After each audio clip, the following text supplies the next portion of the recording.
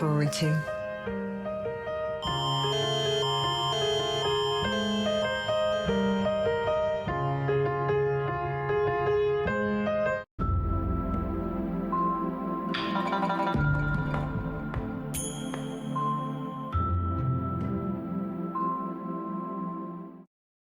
The opinions expressed in the following programs are those of the participants and do not necessarily reflect those of Rogers nor Rogers TV.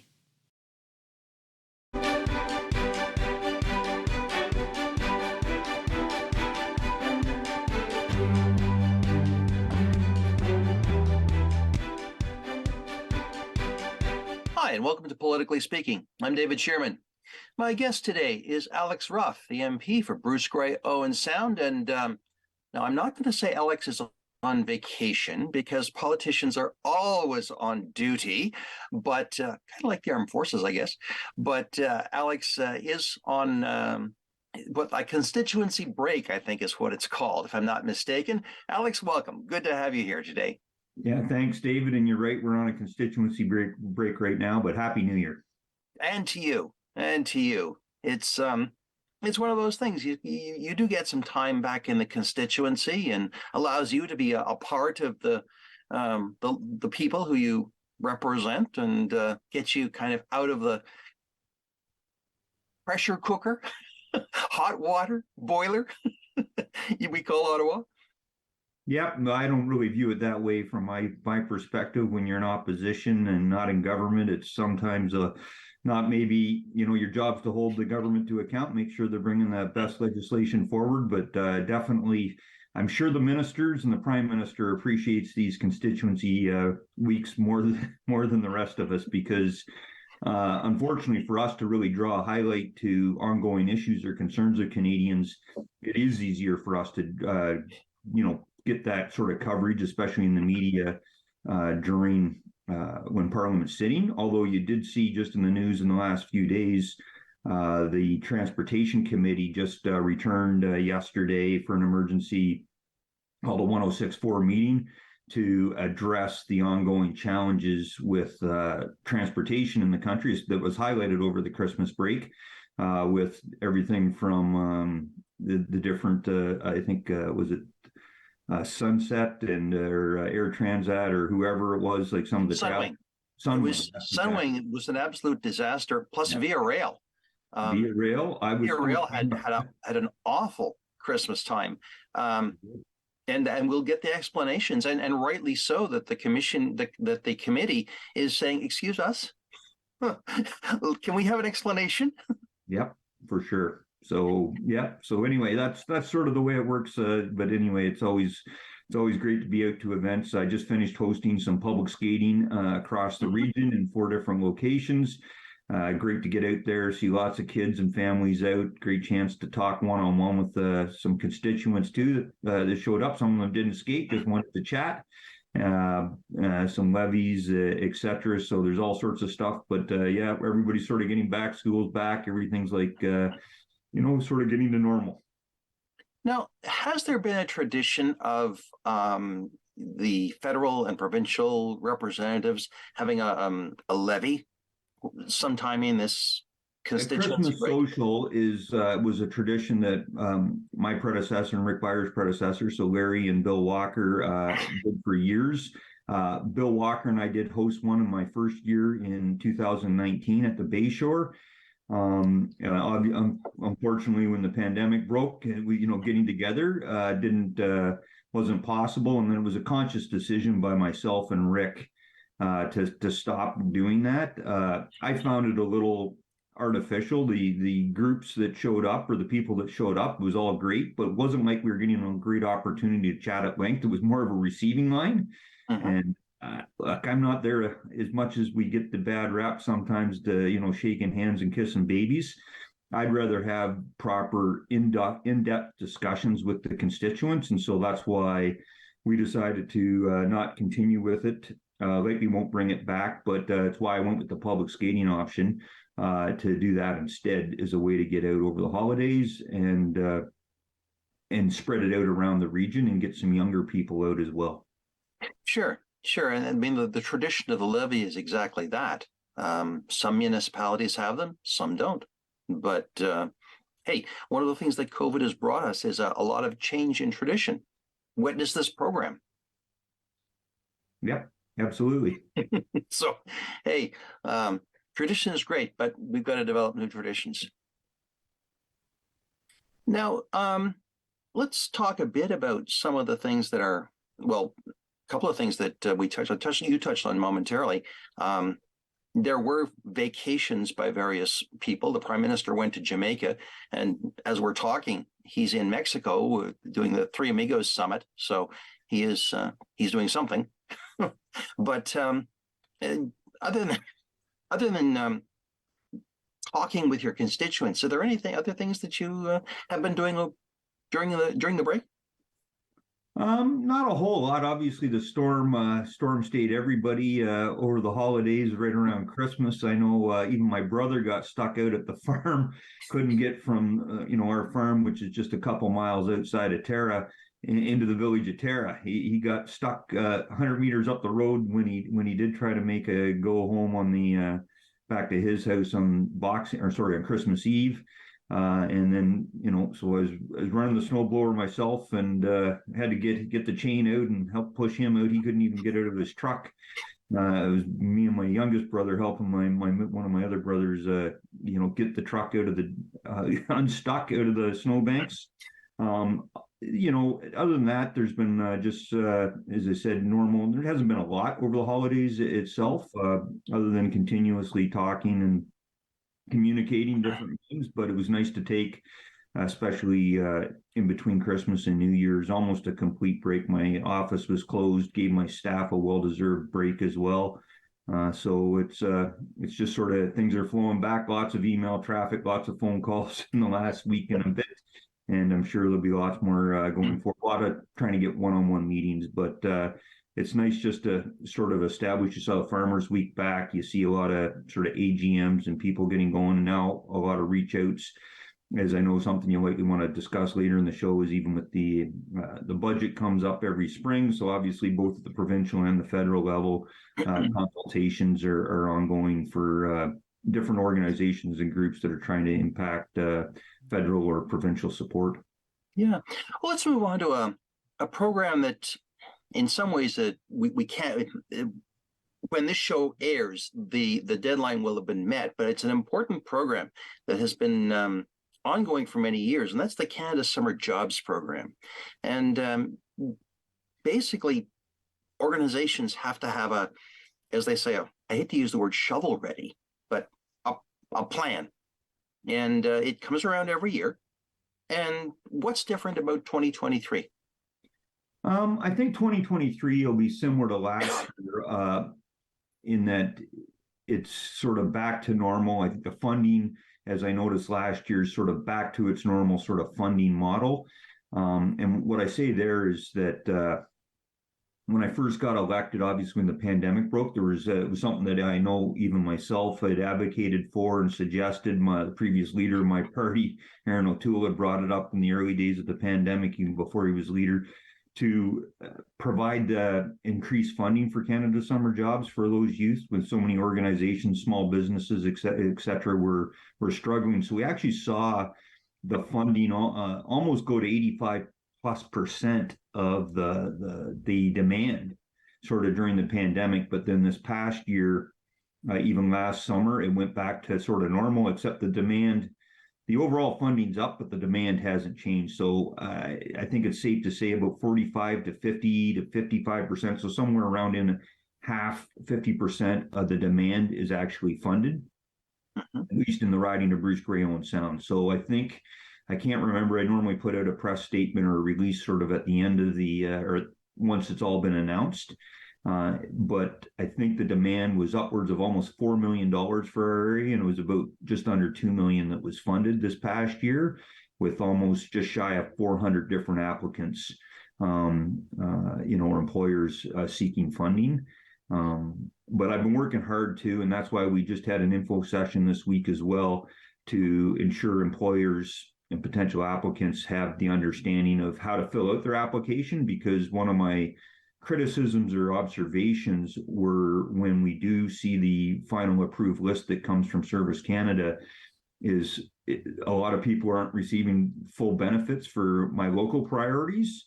Yet when I look at them, and one of my local priorities is supporting for farming, agriculture, and yet here's a farmer and he's not getting any points for farming, and it's literally you gotta write down on your application, repeat it in the appropriate box.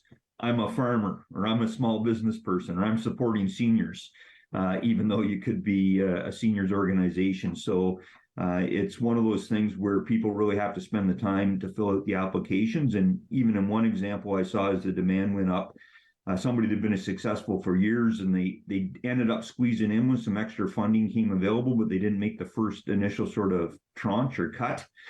And they were like, what's going on? I've received funding for 10 years. Well, they hadn't really updated their application. All right. And national priorities, some get tweaked almost annually. Yep. Local priorities, but just even the way that they score it. And so your application that was great when there wasn't as many people applying in past years, but I think now there's a bigger awareness of the program too. I've been really trying to push that through my means, through press releases, social media, et cetera, and even through us talking today, that the program exists, which then increases the demand for it. So in the end, it's a good program, helps out not-for-profits. Even municipalities can qualify for it if they apply. I'm still a little split on whether I really fully agree with it or not about them being, because they do have obviously funding that some not-for-profits don't have access to, and are sort of dependent upon the support, and small businesses as well. So the program's not perfect, but I think a lot of people benefit from it. And most importantly, it's given that opportunities for youth 15 to 30 to get employed in opportunities. Although, to be fair, everybody's looking for labor. The labor shortage is a huge issue the last couple of years. So I don't think finding a job's the issue here, but allowing especially some of those small businesses that have and not-for-profits that have suffered through the pandemic and haven't fully recovered, giving them that sort of leg up to be able to hire youth and get them that opportunity is a win-win for everybody. Well, just to be clear, Paul, the deadline for 2023 is passed. If organizations are hearing this and want to have a conversation about the program, they can have it with your staff at any time, I presume. Yeah, no, and pretty much me directly or with Service Canada. I mean, the website's actually very well set up. But yeah, the deadline for the employers applying to qualify for the program, but for those youth out there that may be watching today, David, that process doesn't open up for a while yet, once until really closer to the summer.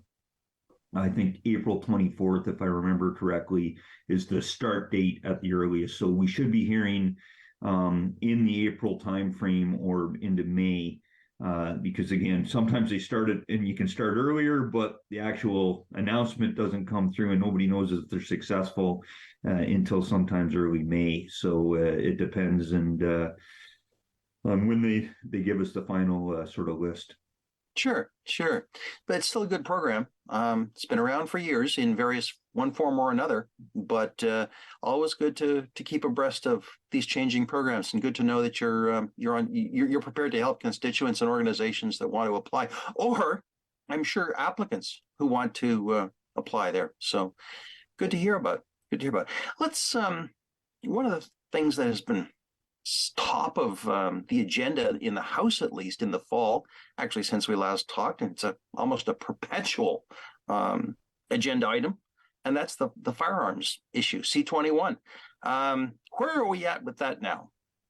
So I can't remember how much we got into it in the last time we chatted, David, but Bill C-21, as it was tabled and introduced last spring, was a handgun freeze.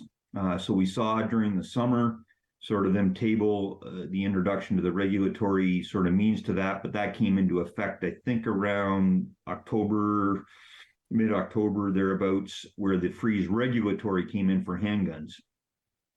because it hasn't passed legislatively. However, in early November, during the clause-by-clause review of the bill, and let me back up. So three aspects to Bill C-21, the way it was tabled in the House of Commons, the way it was debated at second reading and voted on to get it to committee. One was the handgun freeze itself, which basically freezes anybody new from ever possessing a handgun or acquiring one. Those that had one or a transfer through or were licensed to have one are fine basically for the rest of their life if the legislation goes through. However, at the end of it, there's no talk of a buyback or anything. Those handguns basically get turned in, destroyed, deactivated, etc. So that's sort of the way that the two other aspects to the bill talked about airsoft and red flag laws. From my understanding, I don't sit on the Public Safety Committee. Once when they went through and studied the bill at committee and had all the witness testimonies, some kind of fundamental changes. A lot of concerns around the red flag laws, the way it was written, because we already have really de facto red flag laws. Police have no issues going into a household and seizing firearms if there's a report of domestic violence, if there's concerns about safety, even self-harm, etc. In fact, I know former colleagues or soldiers that have self-reported and had turned their firearms over while they're dealing with depression or PTSD or seeking mental health over to a friend, and so there's a process that's done through the firearms program, through the firearms officers, etc., so that those handguns or any firearms, I should say, get properly taken care of. But so the way that it was worded, it was going to almost create more bureaucracy and make it more difficult for law enforcement to deal with. It would have put a larger burden on our already overworked judicial system, and you can see how overworked they are, and some of the issues, unfortunately, that we've seen in the last few weeks alone, with police officers being targeted and killed, and based on with people that are out on bail that are facing criminal charges for illegal possession of firearms, etc. And so my understanding, there was likely some significant amendments or gutting of that part of C-21 that was going to come out of the clause-by-clause review. And the same thing with airsoft, because there was recognition airsoft's not the problem in Canada at all. And so the way that they had worded that. So anyway, that was where the bill was initially established. At the 11th hour, during the clause-by-clause review had kicked off, all of a sudden the Liberal government tabled almost 400 pages of amendments to the bill, including G4, Amendment G4, which is basically this whole targeting of all the firearms that they prohibited back on May the 1st of 2020 to make them legislatively prohibited, and now adding pages and pages of more firearms by name, semi-automatic long guns that have now been they're proposing to ban and make prohibited, and an evergreen definition of what a military style assault rifle is, which in their terminology, for those that may have a clue, is any semi-automatic center fired firearm, could be shotgun or a rifle, that is capable of accepting a magazine of greater than 5 cartridges. Well, that in the end bans a ton of hunting rifles, and it's very confusing, and so it was a big overreach, and so that created all sorts of angst. It allowed me and others to show up at committee and ask some good questions that I didn't get to ask back in May the 1st. I've been trying to get answers to a lot of these questions around the data, the evidence, and it was kind of disappointing for those viewers out there. If you even go to my YouTube channel and watch my interjection at the Public Safety Committee, even the witnesses that they had there didn't understand their own report that the government is dependent upon from 2018, the Hill and Knowlton Commission report by Public Safety Canada, which there's over 130,000 respondents, Canadians that responded to it, that stated very clearly they don't support a firearms ban, or and that they don't think that's going to solve anything to deal with the gun violence problems we have, mainly in urban centers, but we even see them in rural Canada as well. So I think that overreach, became a factor after a few meetings of us, bringing forth this, questioning the witnesses, basically getting them to bring the Canadian Firearms Program experts to the table and being able to question them directly. That we even then saw, once the NDP came out very loud against this amendment, that they wouldn't support that amendment. The Bloc Québécois has been a little bit on the fence yet, and I think that's where they're at. But you see a point where then the Liberals didn't allow it to go to a vote. In fact, MP Talib Nur Mohammed, he successfully filibustered a 2-hour committee meeting all by himself, asking basic firearms questions that anybody that has done the Canadian Firearms Safety course or has been around firearms at all would know better. So it's actually something that I brought up. I think my first SO31 or statement in the House in February or late January of 2020, I actually stood up in the House and encouraged anybody, before any of this stuff ever came forward, that was going to be actively engaged in coming forward with new firearms legislation, it would be to their benefit to go out and do the Canadian Firearms Safety course. And now, to the point where I haven't officially gotten on the record, I have during a media interview, and I'll do it again here now. I offered to MP Nur Mohammed, but I will, when we get back, make it official in the House of Commons if I get the opportunity, that I will personally pay for any of those MPs on that committee that do not have the Canadian Firearms Safety course. I will personally pay for them to take the course so that they actually understand what our current laws are, and how safe and how restrictive already our firearms training and licensing process is here in Canada. Because I think there's a lot of, for lack of better words, ignorance around what our current laws are in Canada. And I think it's beneficial in this case, especially something that's the overstep they've taken. So I have a feeling this is far from done. There's going to be additional witness testimony. It didn't come to a vote, but there was a separate meeting called just before we broke that the Bloc Québécois asked for. And I think there's an agreement to bring at least 8 more witness meetings forward to actually study this specific amendment. So I have a feeling this bill is far from getting through the committee. There's going to be a lot of discussion yet. Well, one of the questions I had about this is, it's one thing to legislate, but is there any discussion around, I don't want to use the word investigate, but the when you look at the police stories that come out, a lot of the guns are illegal. They're smuggled across the border. There are issues now. In fact, I saw something on CTV last night saying that ghost guns or 3D printed guns are becoming a huge issue. And I believe that the former Toronto police chief made it publicly clear that, hey, this is a problem. Are those issues separate from the firearms legislation? Are those issues being addressed at all by the government? Are you aware?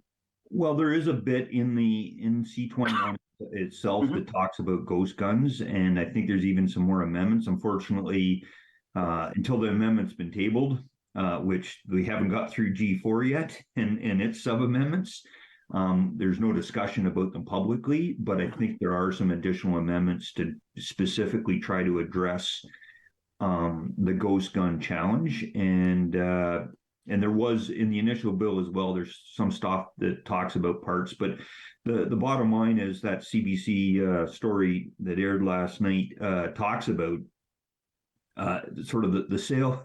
The boat has sailed already, the ship sailed, and it's going to be very difficult to sort of rein that back in. But the point is, what the current legislation does, it does nothing to really fully attack that. And personally, my belief, and a number of my colleagues, and including law enforcement, as you saw with the OPP commissioner come out, the current one, not the retired one, after the tragic murder of the police officer down in Haldimand, Norfolk area, that actually had ties to the Grand Central Coast Foresters. Had served briefly as an officer out of the Barrie detachment, but was needed bail reform and ways to address our justice system, because unfortunately the majority of the criminals and violence that's being committed with guns in this country are repeat offenders and people that it's rare to see somebody that hasn't been already detained once or charged previously with illegal firearms. So, look, I just want to have the debate and the discussion around data and evidence, and not around, just as I've even, was quoted, political science, and really trying to win votes versus trying to actually do what's going to make Canada safer. Well, that was behind my question about the CBSA and border authorities. Was there any talk of increasing funding for? There is, and they have announced that there's about another half, I think upwards of $500 million total that is flowing back into CBSA, but which is great as far as I'm concerned. I think you're going to be no issues, there. I think politically, you'll I'm sure we vote against whatever budget that it was included in, like last year, and then the Liberal government will be very quick to point out we voted against it. But as everybody knows or should know, unfortunately, you don't get to vote on the line items and the specifics of a budget. You either support the whole thing or you don't.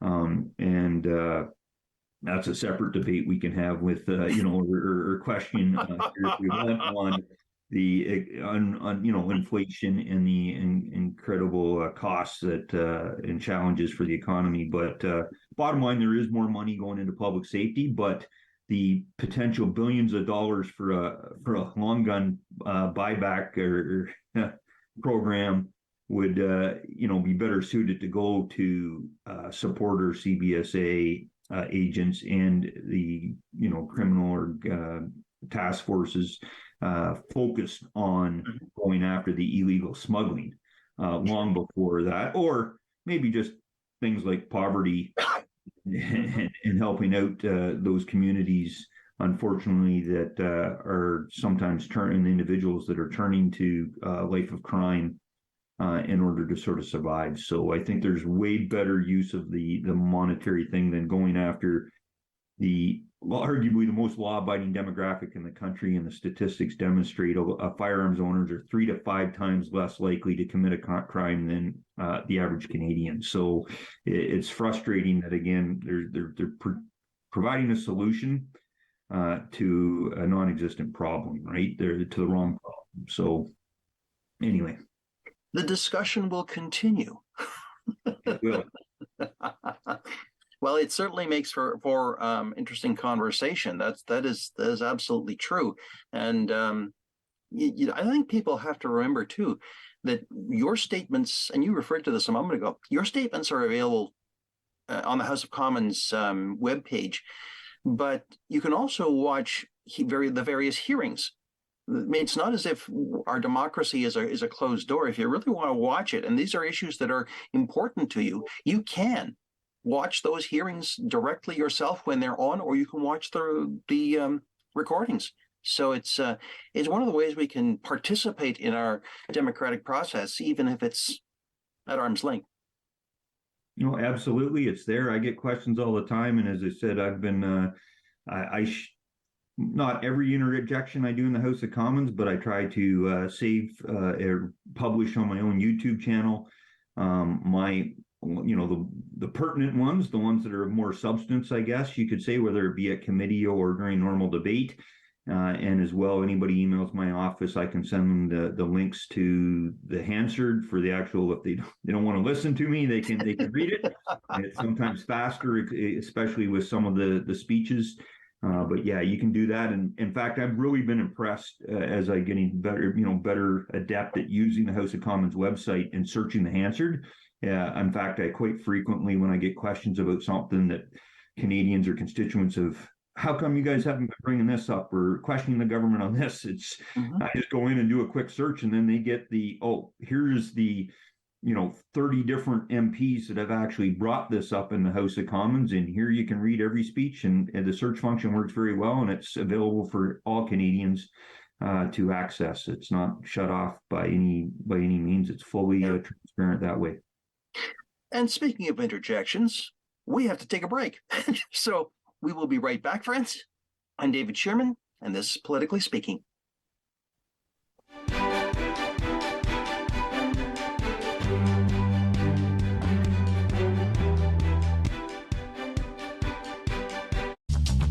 This program is brought to you by Ignite TV.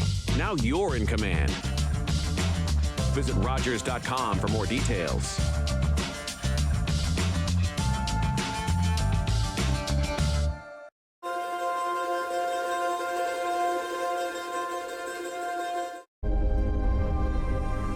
Welcome to the traditional, ancestral, unceded territory of the Stalo people.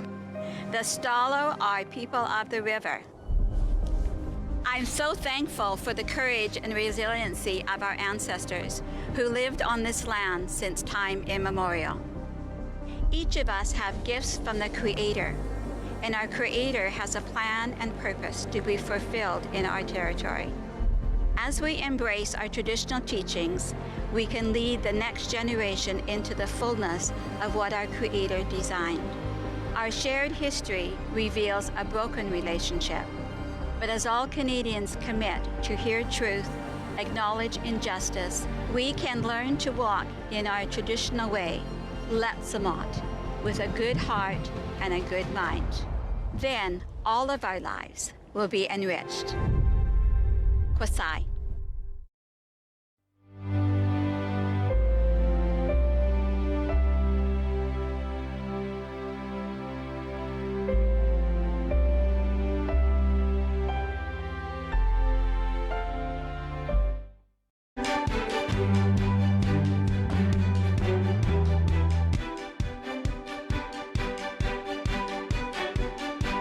Hi, and welcome back to Politically Speaking. I'm David Shearman. My guest is Alex Ruff, who's the MP for Bruce-Grey-Owensound. And we've been talking about what our MP does on his time off. Oh, sorry, constituency break. Good to have you back, Alex. Thanks, David. Now, let's start looking forward a bit. We've got the House coming back on the 30th of January, I believe. Correct. Okay, so that just means that everything starts all over again. Yep. It's not like Groundhog Day. No, I mean, it's just a continuation. That's the beauty of a break, unlike prorogation or, between parliaments. Everything just kicks back off where it left off. So we just kind of, right back into the flow of things. Committee business returns to normal, debate continues, etc. So it's, sort of, there is no real sort of slowly working into it. You hit the ground running on the Monday, the 30th. And before that, of course, you'll have caucus meetings and those kinds of things that'll do so that everyone's on the same page and the leader has given you the marching orders. Yeah, I mean, sure.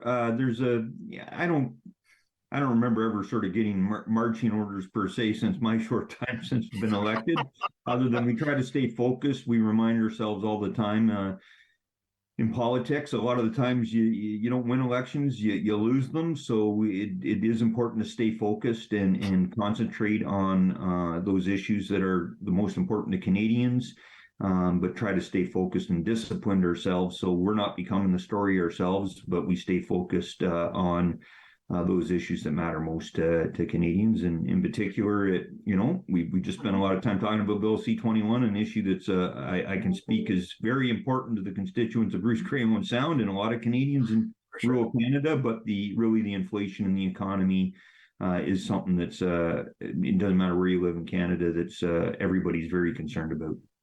To be sure. And I guess you've got to make sure that everyone is consistently on the message that your party wants to portray, just as the Liberals and the NDP and the Bloc are all doing the same thing. So it's the way politics is these days. But there'll be a budget coming up. That's usually dare I say it, a mark of spring. Yeah, well, ideally earlier. I think supposed to get tabled in sort of in February timeframe. Normally, there's been some delays, whether they were acceptable or not, during the pandemic. or understandable that happen. So that's sort of held up things historically. But I think the government, to be fair to them, is trying to get back onto the sort of the normal, use a military terminology, battle rhythm, where they are getting things out sort of in line with allowing departments and actual review to occur and hit the fiscal year, which is April 1st, that you actually have the budget potentially announced and debated and at least moving in the right direction before the fiscal year even kicks off. Sure. Now, there was a big announcement this week, not just in terms of the of what was announced, but the dollar figure that is attached to it, and that is 77 new F-35 fighters for the RCAF. Now, as an Army guy, are you jealous? No, I'm not jealous at all. It's I don't know what the right word is to be, to say to this other than it's about time. This fighter replacement project was, originally announced and committed to, not a full commitment, but sign up to it by Prime Minister Jean Chrétien is when this program was originally signed on to. An announcement was made. A decision was made under the previous Conservative government. There was, a few hold-ups just to make sure that the project was, good and deliver what it was said to do. However, the Liberal government got elected in their first mandate in 2015. In fact, I'm sure if you search social media, you'll see the clips of Prime Minister Trudeau, then the opposition leader, saying how if he gets elected, they were not going to buy the F-35.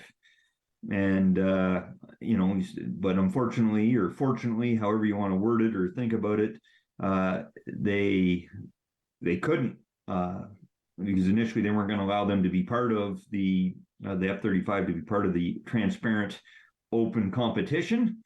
They found out they couldn't prevent them from being part of it. And then lo and behold, shocker, the F-35 wins the competition. And now we're, 8 years later, announcing the procurement of a fighter that we should have purchased, 10 years ago, and we would have actually had some of them already flying potentially right now, versus we're still, I think, 3 years away, 2-3 years away from the first one being delivered.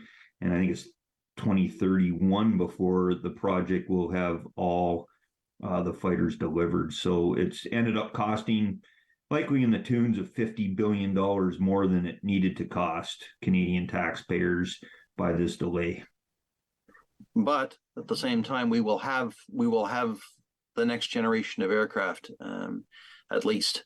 I was just doing some background reading this morning, and it turns out what we will be getting is the most recent version that isn't even, everything is there, but it's not been put together yet, this particular version.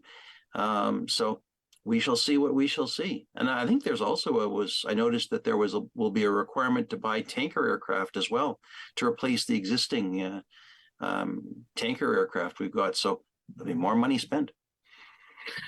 You have to keep an eye on the wallet. Yeah, unfortunately, that's the one thing with today's day and age. I mean, your military has always been arguably one of your largest expenditures for a government, and it just gets more complicated as the technology, it continues to become more complicated and complex. It ends up costing more money, and I brought this up numerous times in the last few years. That one of the biggest issues, though, of delaying the procurement process, which I think there's a recognition right across all parties that defense procurement needs to be fixed, and because it does take too long. Part of the issue is the different departments and different priority focuses. There's some good articles this week alone that talks about. I think it's David Perry wrote one. Murray Bruce doing some good stuff that talks about what the problems are. But defense inflation is sometimes arguably better than 20% a year. So every time you delay 1 year in purchasing whatever you're going to buy, especially the bigger ticket items, if you're going to buy 10 of them, now you're only going to get 8 of them for the same price, or it's going to cost you 20% more. So that's the issue, is that every time you delay some of these purchases, it ends up costing you more, or you're getting less for what you're paying. And the other thing too is that the conflict in the Ukraine has drawn down a lot of the Western nations' military stocks. I mean, Canadians have sent their fair share, but when you look at what the United States has sent over, it's pretty high tech stuff. Some of that equipment is extremely expensive, and it has a long lead time to replace it. I'm thinking of some of the artillery pieces that Canada sent over. You're not going to buy them off the shelf because they're basically custom pieces of equipment, and there's a lead time to have them manufactured. So it's going to be the piper will have to be paid for that particular situation at some point, but we haven't seen the price tag yet. You're 100% right there, David. Lots of the type of equipment is proving, it has been a game changer in the last year due to Russia's illegal invasion of the Ukraine. But the huge demand for air defense, surface to air, anti-tank, all stuff that unfortunately we still have yet to replace. Truly, our 106 recoilless rifle that I believe went out of service in the late 70s, early 80s, that when I was serving as a young captain, going back 20 years ago, when we had projects on the books, the ALAWS project, which was looking at the Israeli Spike Gill, I believe it was, or the U.S. Javelin systems. And we thought we were on there, and then them getting stopped at whatever process at certain times. So there are certain capabilities that, for whatever reason, decisions were made by the either the senior military leadership or the government of the day over the last few decades that have, unfortunately, we're now realizing, holy geez, we need these because the world's a complicated place, and unfortunately it's not getting any less complex. That's right. With actors like Russia, like China, that are out there exerting their will and are trying to flex their muscles, because again, you see what China's still doing down in the South China Sea, and tied to some of the ongoing issues down there as they're trying to influence things. So there's having the military capability, unfortunately, is still a requirement in this world. Yes, and well, we'll see what the budget has to say about some of that. And that'll probably be the first shot, but you never know. Well, let's move on to something a little more local, and that's Scotiabank Hockey Days, which are coming up actually a week after this show first airs, and that's gonna be a real shindig. Yeah, I think this is the third year trying the pandemic through a bit of third time lucky. Third time lucky. It looked like we were going last year, and then it didn't happen. So really fortunate that Scotiabank and Hockey Day in Canada was gonna, has stayed with the Owen Sound for all three goes at it here. But it's great to see that finally getting kicked off. Loads of events going on. Great way to showcase hockey in Canada, but hockey in Bruce-Grey-Owen Sound across our area. I think we're going to see lots of local young talent and youth as the schools, I think, play each other. As we got some professional women's team coming in as well, the celebrity games, and just the history of Hockey Day in Canada going forth. I my own personal sort of interaction with it going back to 2009.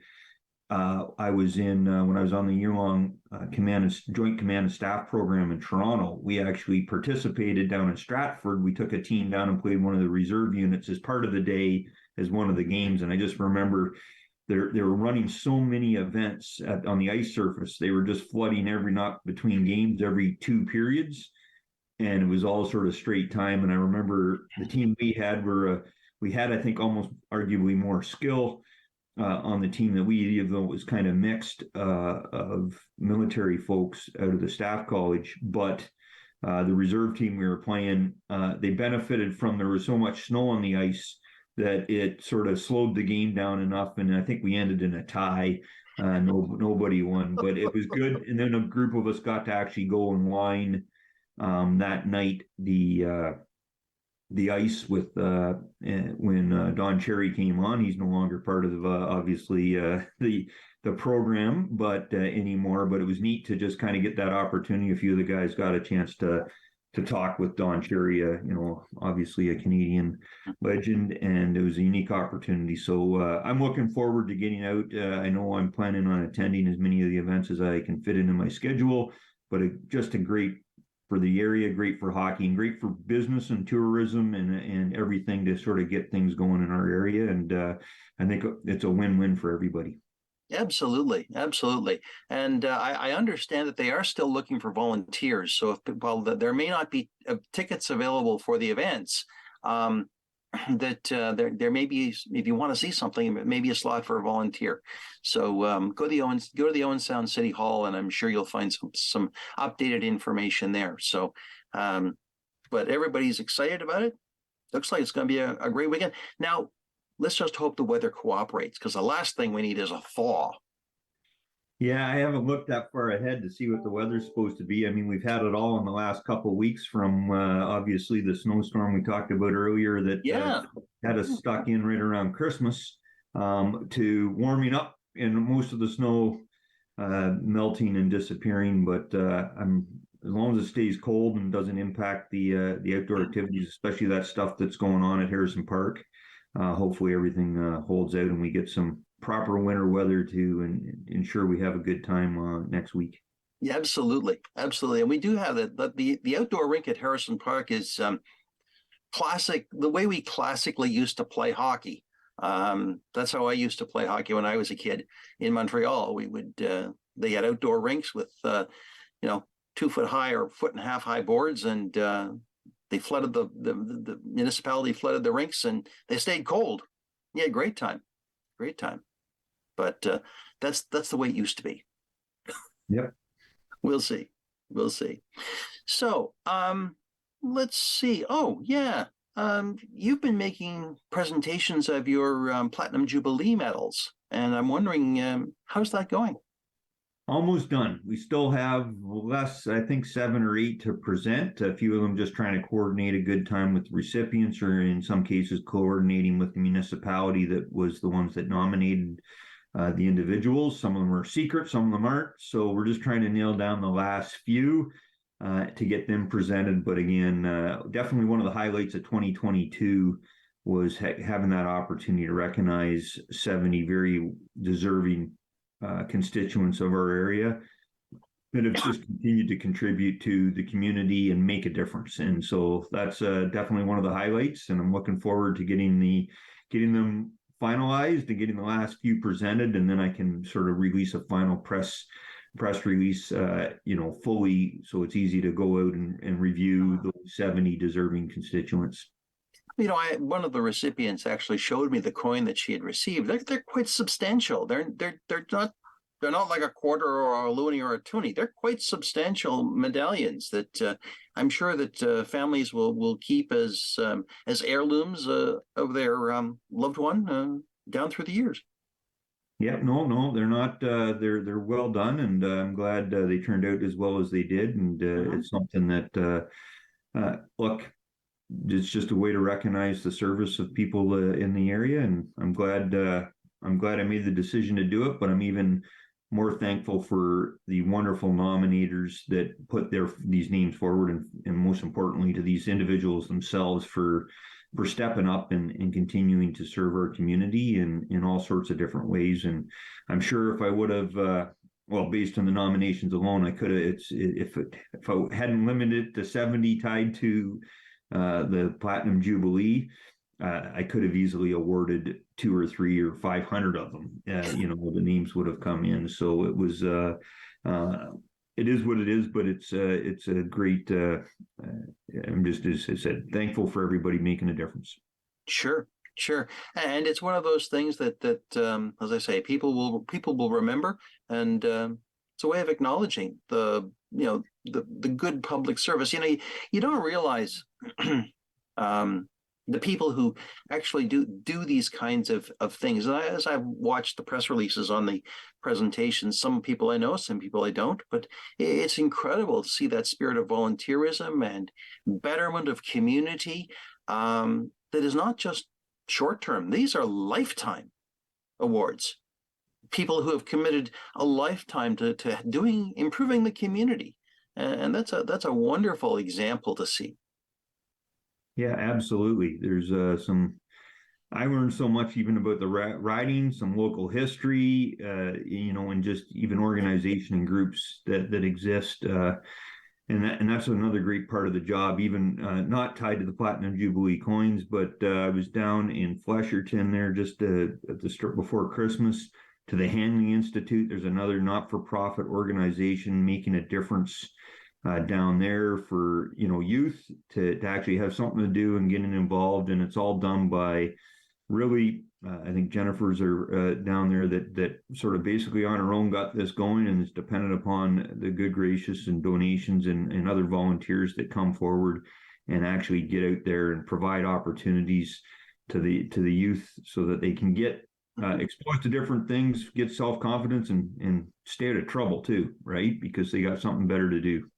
Absolutely. And actually, I was heavily involved in the provision of the building that the Hanley Institute is in to them, and transferring it from the United Church, which amalgamated and wanted to sell the building to the Hanley Institute.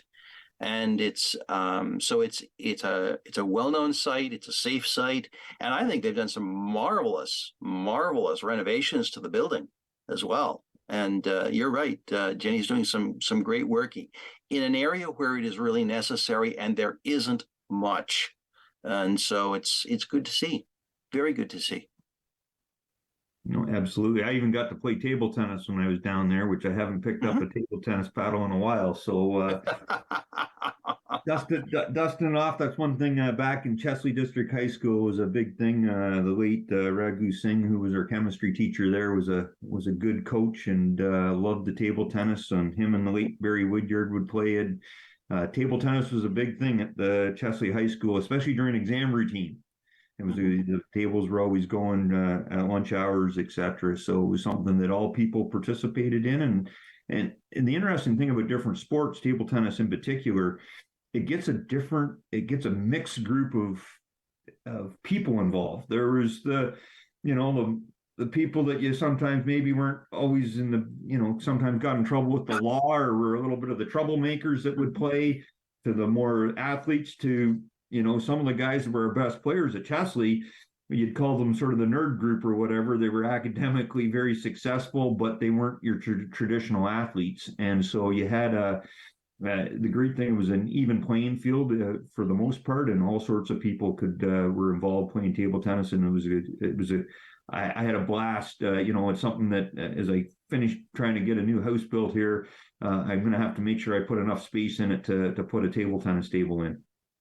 Absolutely. I mean, I remember I had the same experience in high school, that there were table tennis tables in the school, and they were well used. And you never knew who was going to pick up a racket and play and pick up games or whatever. Of course, don't forget too, guys had to show off for the girls. That happened, at least in my school.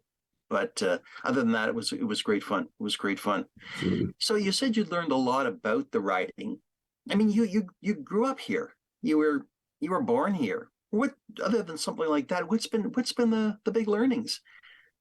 Really, some of the history, some of the unique, you grow up, but you don't even know what's in your own backyard. I think there's people that have been living here their whole lives. Even my dad, as he's helped me with my, political career. My dad knows every back road or at least he thought he did in Bruce-Grey-Owensound.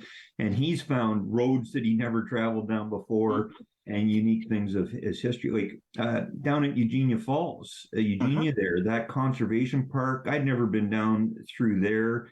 But really impressive is the cenotaph there, that memorial that's there from World War I. Phenomenal. Priceville's got something very similar too. Like you have right there for different events, and just seeing this unique history. we talked about when I got to speak to Emancipation Day. I mean, I always knew a bit, tied to the Emancipation Festival in Owen Sound. However, reading into it and attending some of this and just understanding just how important our area was during the abolition days, and the Underground Railway. It's just stuff that, as a teenager growing up, you just don't get exposed to all of it unless it's, especially I grew up in Bruce County and Tara, you don't get to every part of the riding. And so I'm still learning new things every day about different parts and different things that are going on, and just how impressive people are right across the area. So it's something that you truly appreciate. That's the one opportunity I think and privilege I have of being the representative federally for the riding, is I'm getting exposed to things that a lot of people don't even understand or realize that's right in our backyard. And that's why I try to use, so one thing I really try to use my social media more than partisan purposes, but mainly to showcase the great efforts and the great aspects of Bruce-Grey-Owen Sound. I've had the same experience. Things like the Old Durham Road Black Pioneer Cemetery, which I didn't know much about. I do now. And these little road trips that people can take are absolutely fabulous. To go down to that cemetery, which is basically in the middle of nowhere, but all of a sudden you are immersed in history. Or to drive up Highway 6 and, what's Negro Creek Road all about? And when you start digging around, you discover there's a whole history of a community that has been almost lost right there. And these stories are repeated all across Grey Bruce. Doesn't matter where you are, whether you're up Tobermory or you're one of the experiences I had myself was to I had a brief history lesson on some of Saugeen First Nations history. And when you realize the history, the deep, deep history that is present as you drive through that community, it just boggles your mind. We are immersed in history, but we don't know it. So there's my plug. Get out and know your history. Absolutely. So we've got a couple of minutes left, Alex. Excuse me, we've got a couple of minutes left, Alex. Where do you hope to be? What are you looking forward to in the new session of the House? And what do you hope to bring forward before the next time we talk? Well, I don't know about before the next time we talk. That might be because it's a little hard to know exactly what's going to come forward in the next, we try to talk every few months, so every quarter or so. So it goes by super quick. One of the things that I'm optimistic is Ben Lobb. It's a private member bill eliminating the carbon tax relief for farmers. We tried this last Parliament. It got through. The House didn't get through the Senate before the election was called. He's now introduced that. It's got through committee, so I'm optimistic that it'll get through the House for its third reading, report stage / third reading, and hopefully get to the Senate and get. I want to see it passed before summer.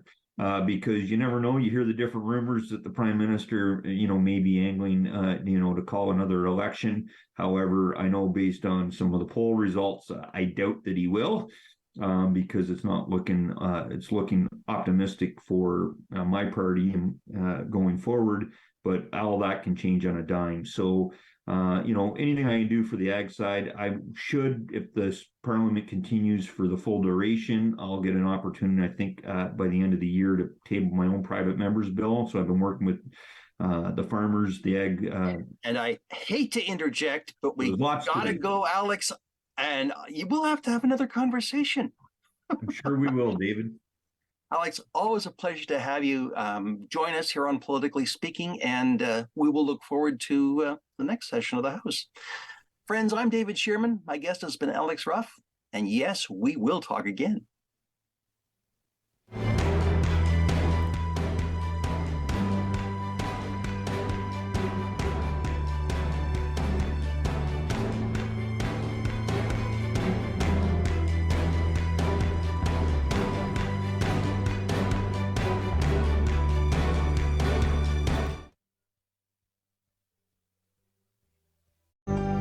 Call the Rogers TV viewer response line.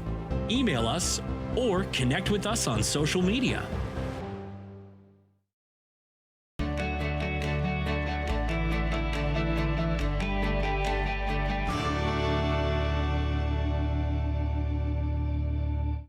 Every year, dozens of Canadians are killed or seriously injured because they take risks around railway tracks. Talk to your loved ones about rail safety. Visit stoptracktragedies.ca.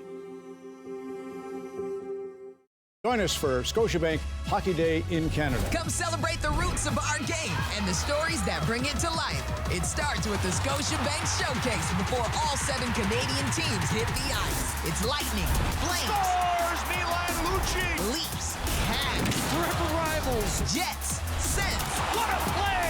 and Oilers, Canucks. McDavid scores! Scotiabank Hockey Day in Canada from Owen Sound, January 21st on Sportsnet.